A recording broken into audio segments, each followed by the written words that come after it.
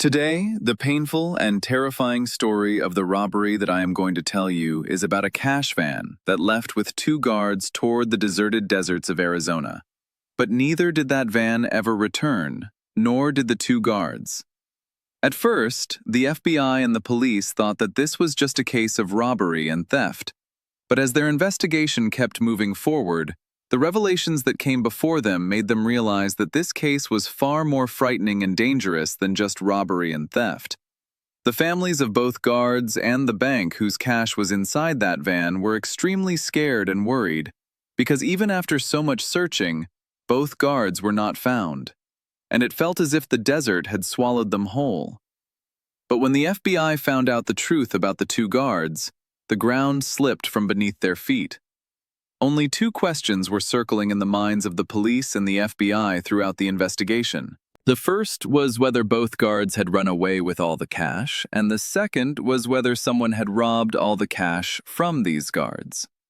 And when they finally found the answers to their questions, they were left stunned. So what really happened to the guards and the cash-filled van? Did the guards actually rob the van themselves? Or was someone else behind all of this? And what were those shocking revelations that came before the police? All of this was incredibly astonishing and thrilling. The story begins in the city of Phoenix, Arizona. On the morning of May 24, 1977, two security guards were getting ready for work as usual. One of the guards was named Cecil Nuke, and the other was named Russell Dempsey. For the past 20 years, they had been transporting cash-filled vans from one bank to another. And on this day, too, the two guards had to deliver about $3,300 worth of cash and coins to different banks in northern Arizona. The two had barely started on their way in the van when the lock on the rear door suddenly malfunctioned and kept opening again and again.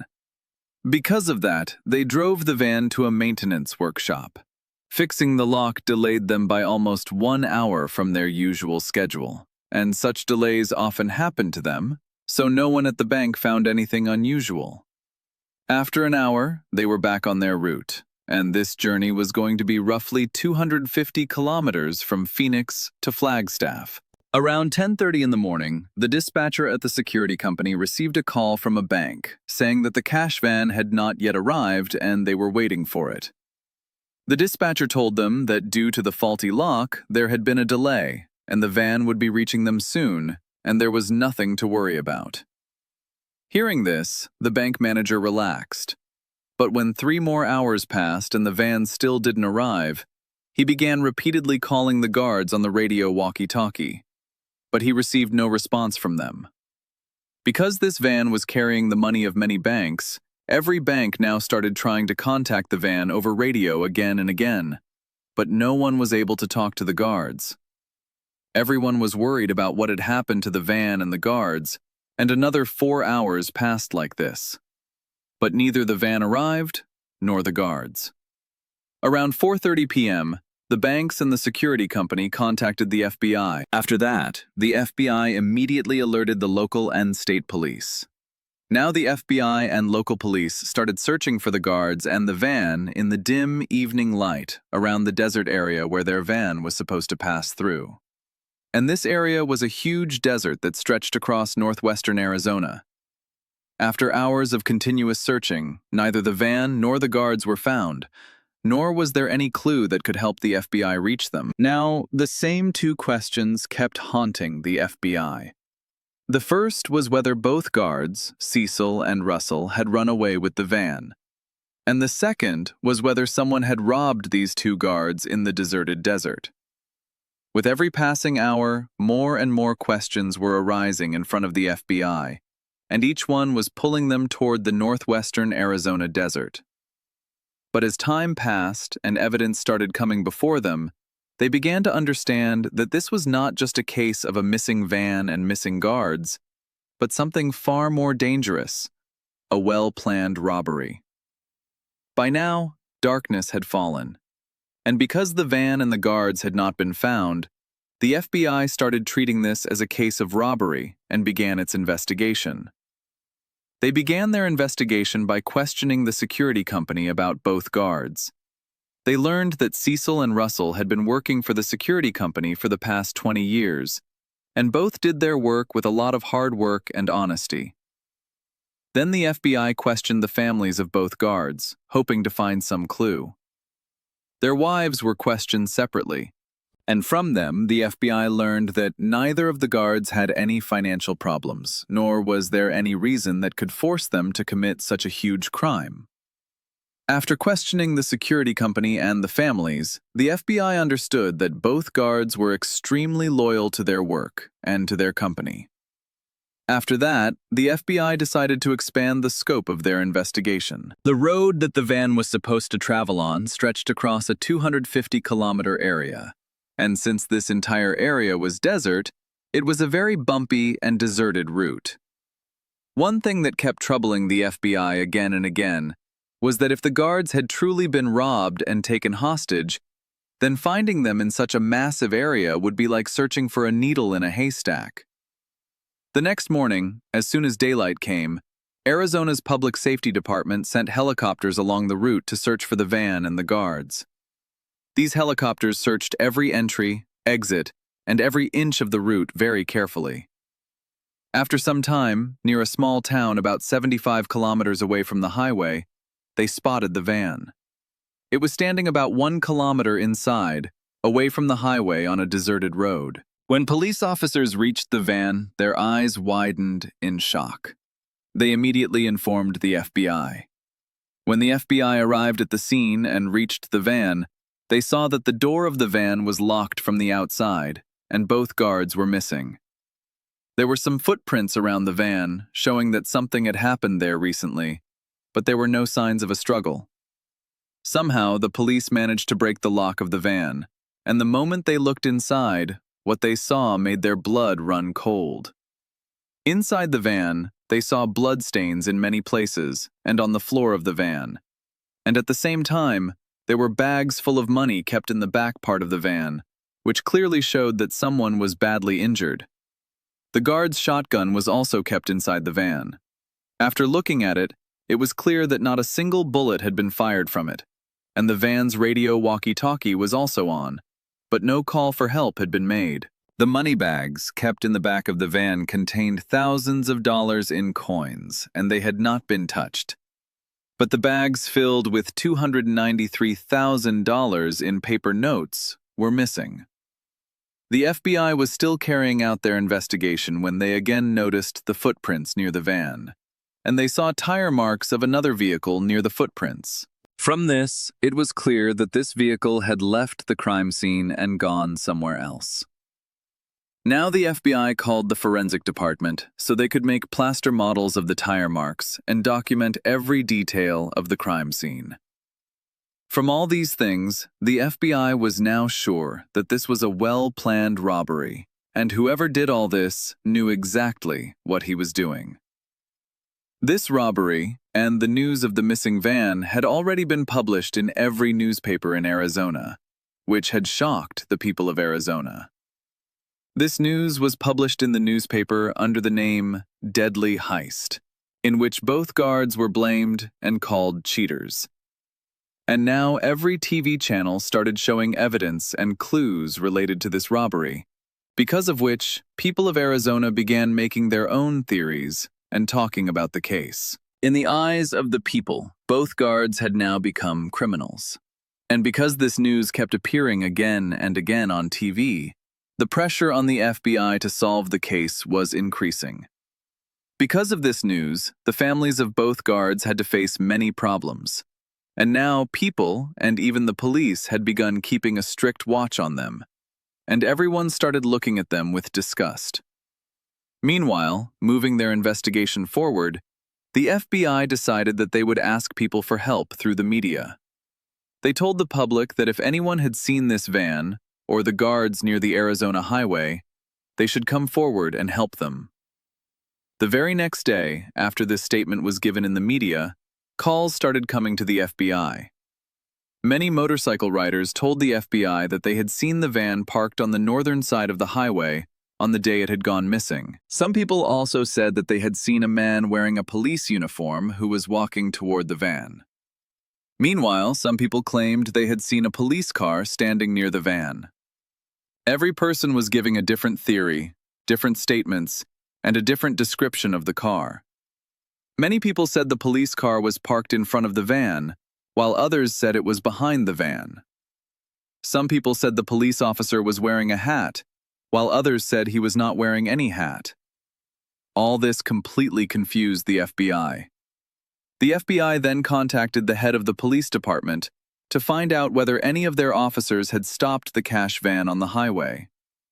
They were told that no police officer had stopped the van that day. From this, it became clear that the person seen near the van in a uniform was not a police officer. Instead, he was an imposter disguised as a police officer, and he must have told the guards that he was a real cop.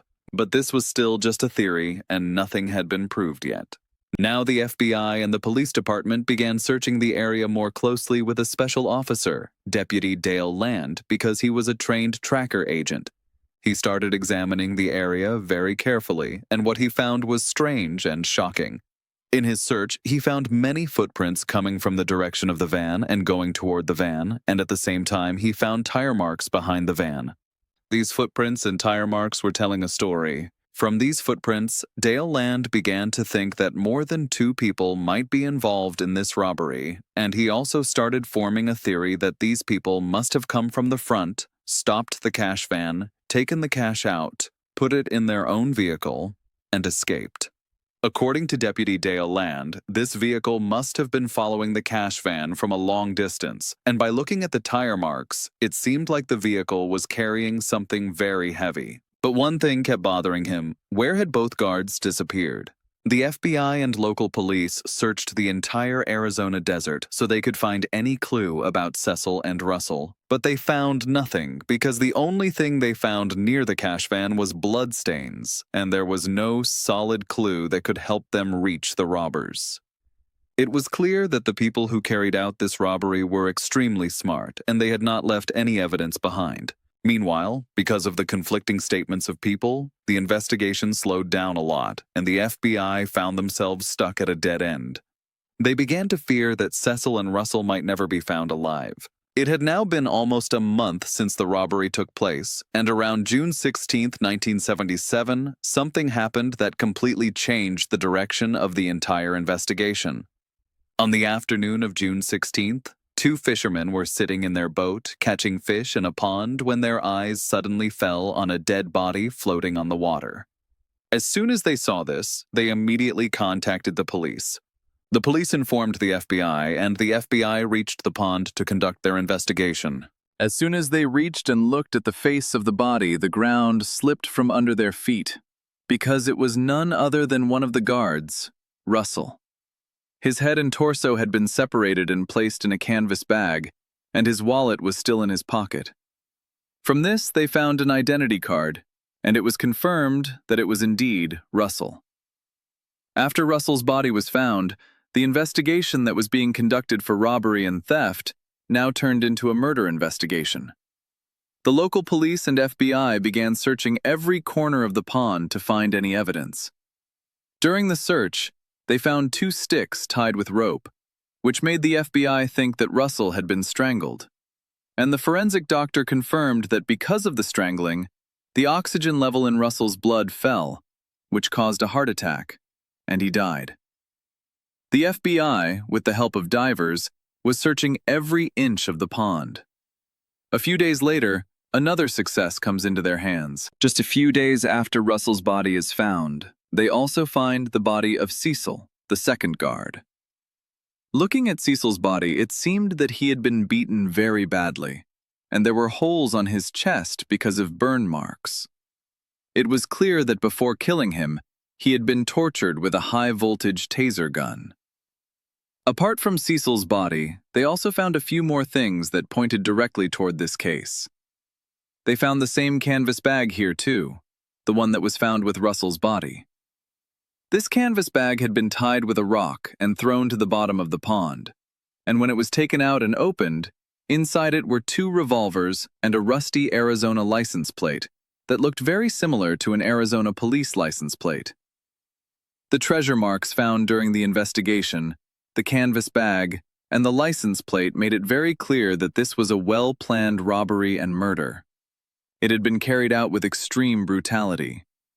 The FBI now understood that whoever committed this robbery clearly wanted to make sure that after stealing the money, both guards would be killed. This had now become a very dangerous robbery in which two people had already lost their lives.